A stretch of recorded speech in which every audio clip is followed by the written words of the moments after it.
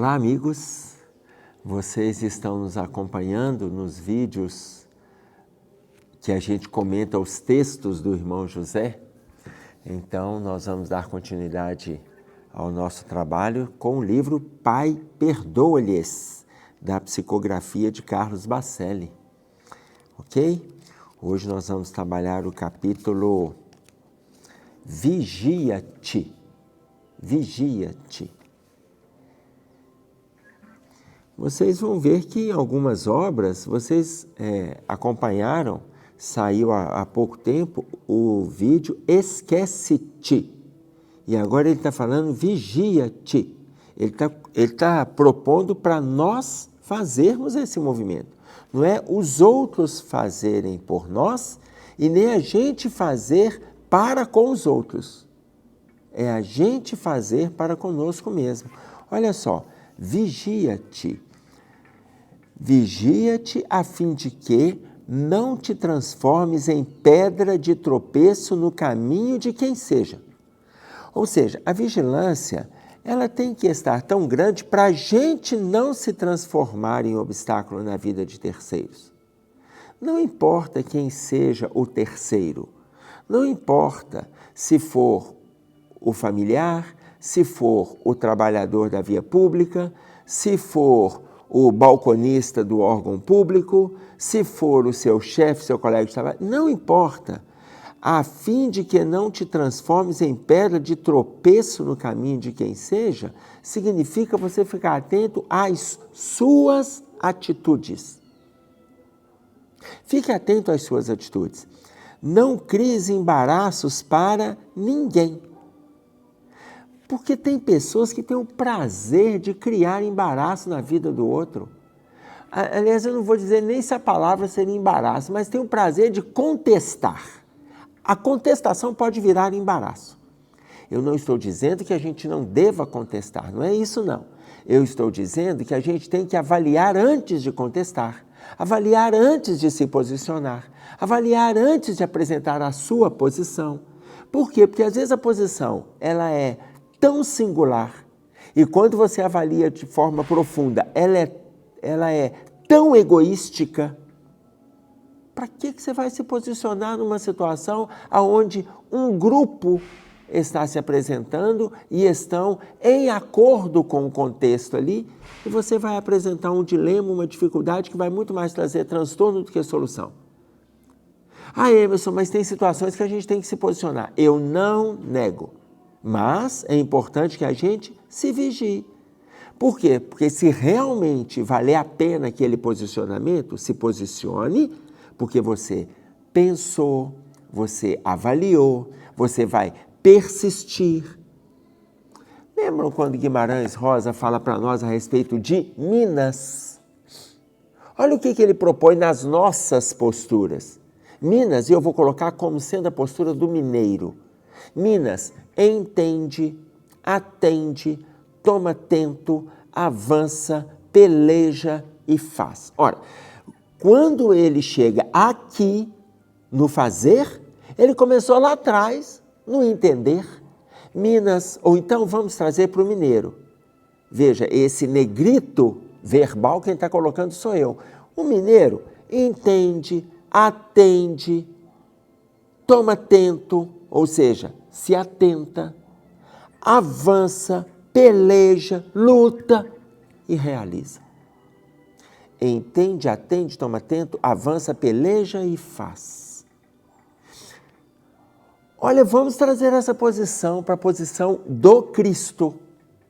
Vocês veem que o Cristo, ainda que o mundo estivesse contra, algo absolutamente natural, não tinha como o mundo estar a favor, porque o mundo é o mundo. Não tinha como estar a favor. Até porque o mundo estava, como ainda está, recheados de adoentados. E o Cristo veio para os doentes. Então, ele contestou, ele discordou, ele apresentou uma nova solução e depois ele foi crucificado. Está tudo certo, mas olha, sabe o que nós estamos fazendo hoje? Estudando a mensagem dele. Então valeu a pena a luta dele? Sem sombra de dúvida.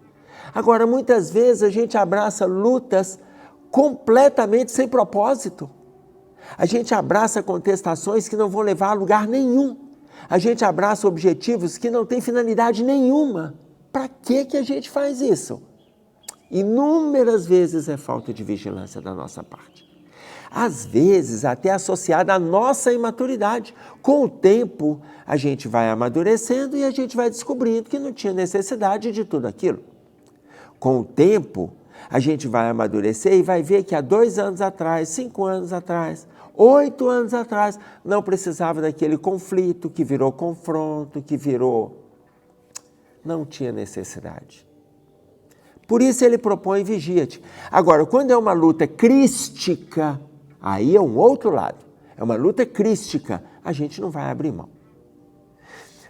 Um outro exemplo que eu posso citar para vocês, encontrei com um amigo na via pública aqui em Belo Horizonte e ele colocou para mim que Emerson, eu tenho acompanhado os vídeos que você tem trazido, estou achando muito bacana e tal, muita coisa a gente vai aproveitando ali nas tarefas do dia a dia, vai aproveitando os estudos. Ô Emerson, você sabe que eu também estou fazendo estudos. Eu falo, meu filho, você está fazendo estudo? Estou fazendo estudo, estou fazendo palestra.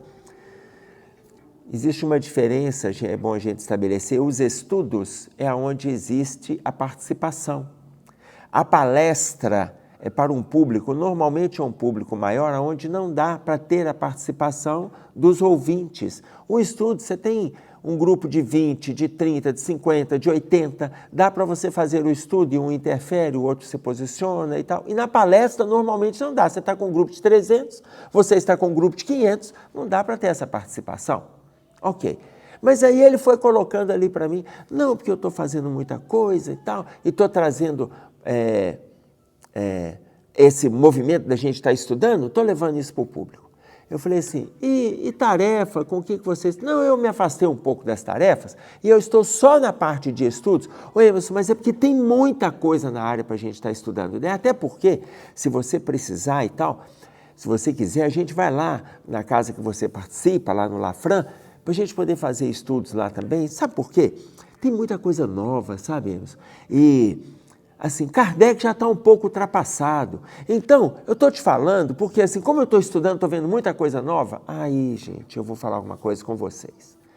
Se uma pessoa chegar para mim e falar que Kardec está ultrapassado, eu não vou nem insistir para apresentar uma nova ideia. Por quê? Acredito eu que quem fala que Kardec está ultrapassado, ou estudou Kardec inteiro e está muito adiantado em relação a Kardec, muito adiantado, ou não estudou absolutamente nada.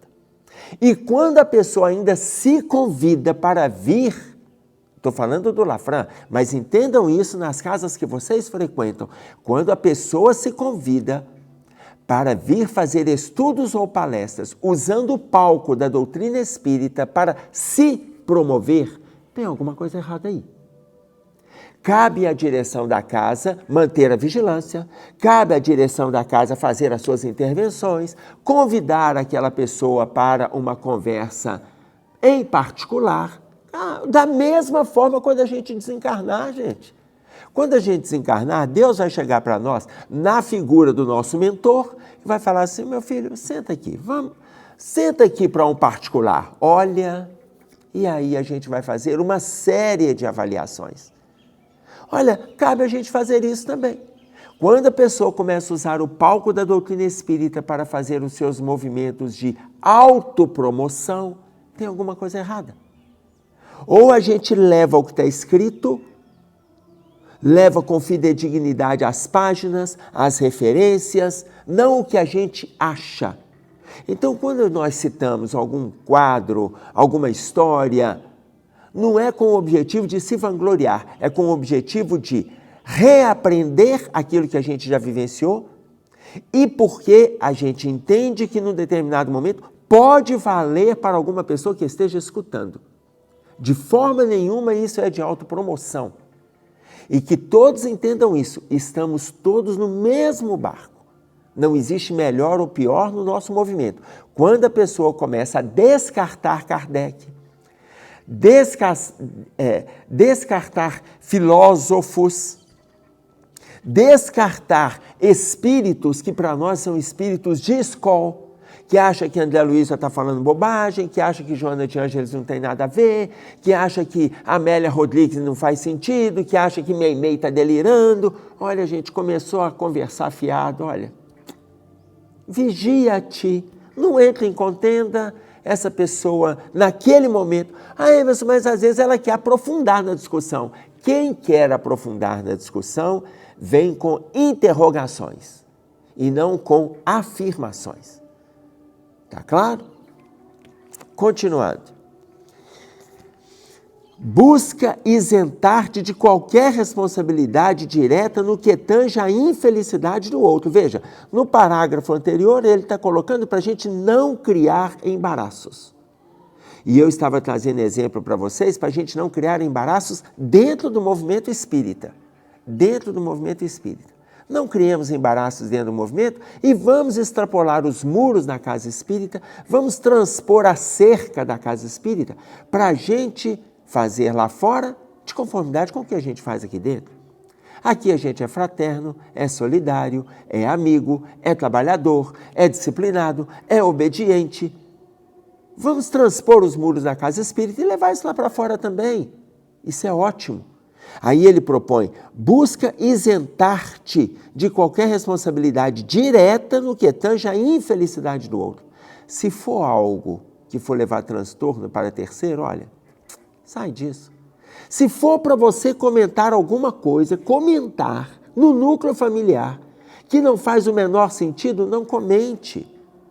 Vou pegar um exemplo para vocês. Certa vez,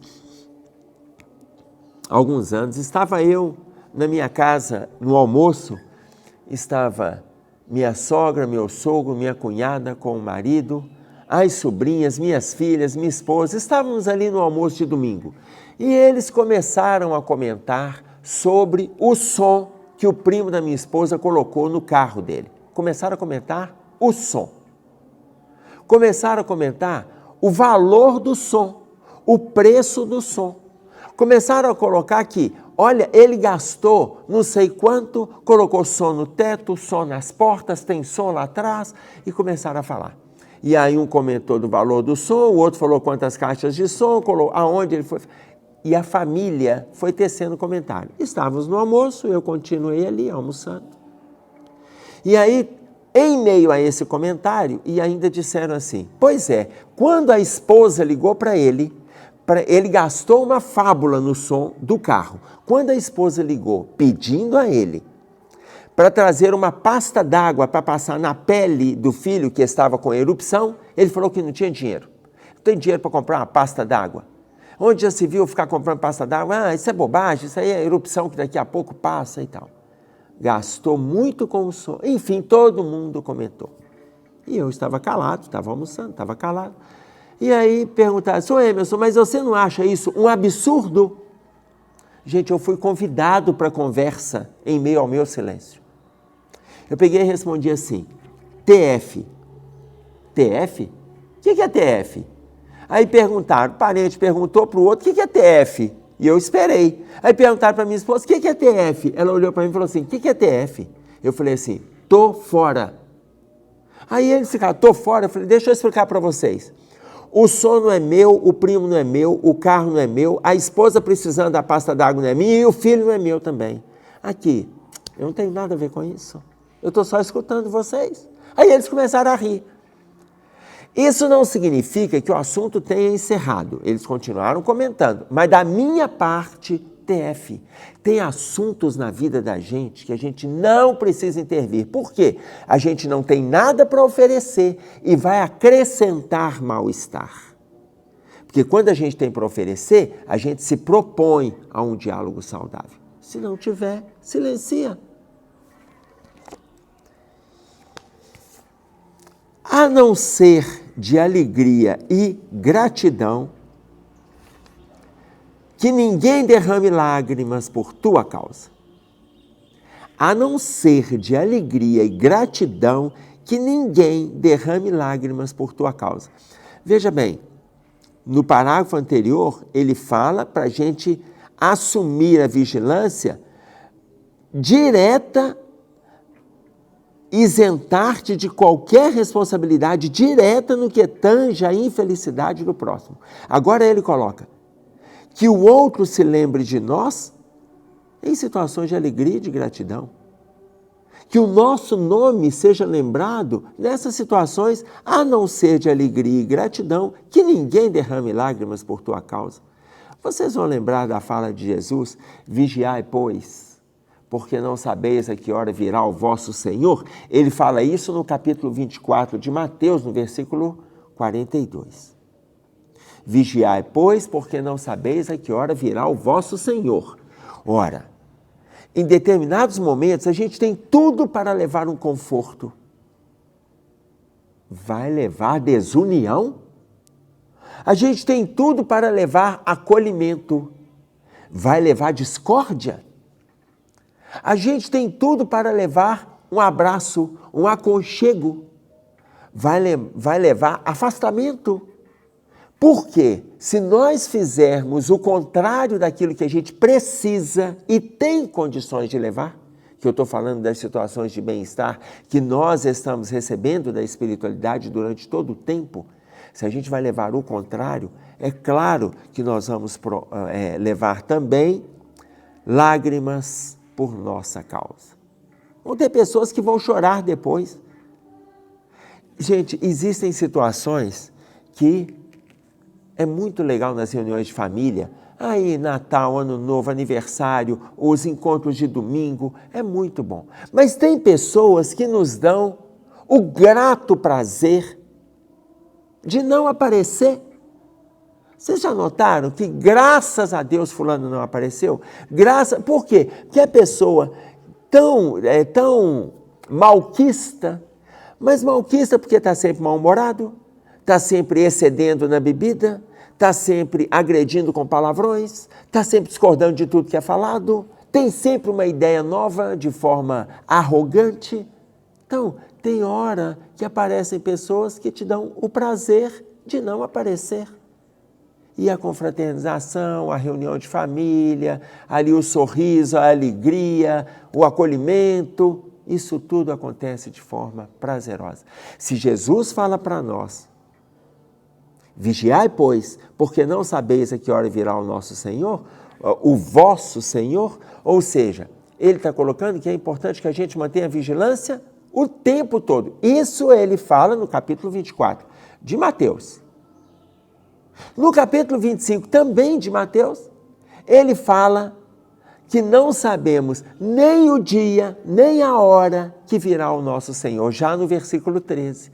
Nem o dia, nem a hora. Aí ele é mais incisivo ainda, porque no capítulo anterior, vigiai, pois, porque não sabeis, dá uma conotação de amplitude. Depois ele coloca, vigiai, pois, porque não sabeis nem o dia, nem a hora em que virá o vosso Senhor. Então imaginem vocês, é o tempo todo vigilância, o tempo todo vigilância. É difícil, gente, eu não estou dizendo que é simples, não. Aliás, se fosse fácil, nem apareceria aqui nas páginas do irmão José. Se fosse fácil, é por ser difícil e por ser comum é que ele traz para nós. Tá claro? E aí ele diz assim, que a simples menção de teu nome soe como incentivo à concórdia entre aqueles que não se entendem. Tem muita gente que não se entende, mas que o seu nome seja uma lembrança saudável. É um prazer para mim saber que a pessoa chega e fala assim, ô Emerson, aquela página que você... gente, ô Emerson, aquilo ali caiu como uma luva lá em casa.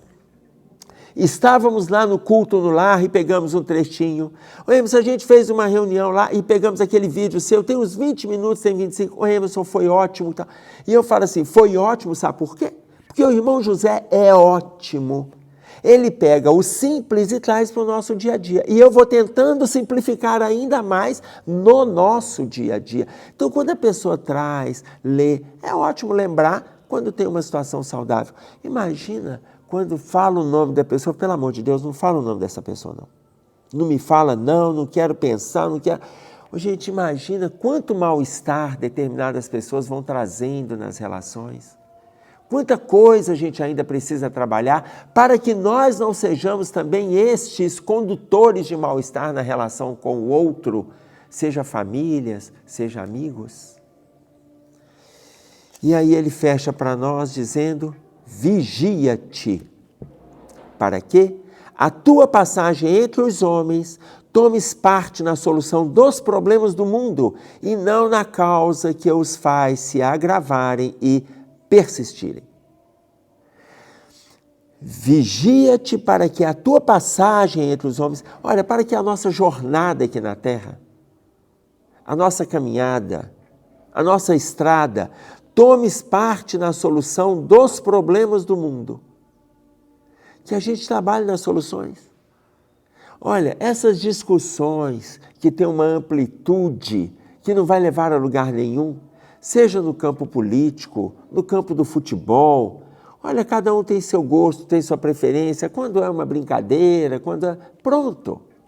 Mas quando começa a trazer lesões morais nas relações, está na hora de suspender essa qualidade de verbalização, essa qualidade de diálogo.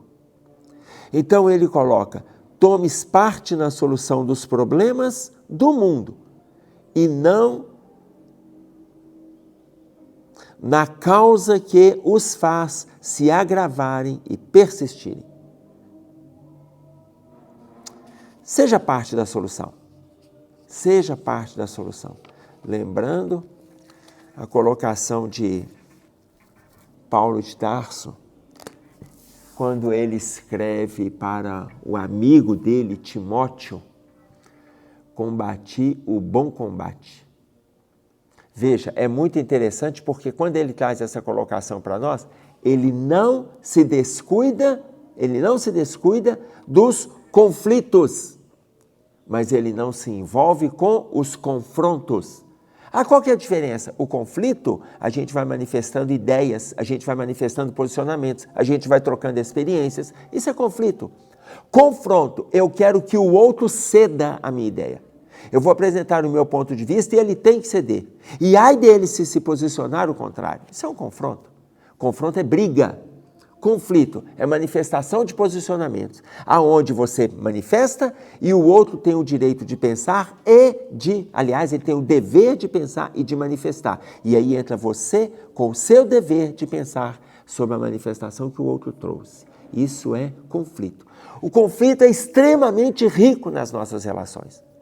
O confronto é extremamente prejudicial, é pernicioso, porque ele é agressivo. Então, quando Paulo fala combati o bom combate, ele se envolveu com o bem o tempo todo, combati o bom combate.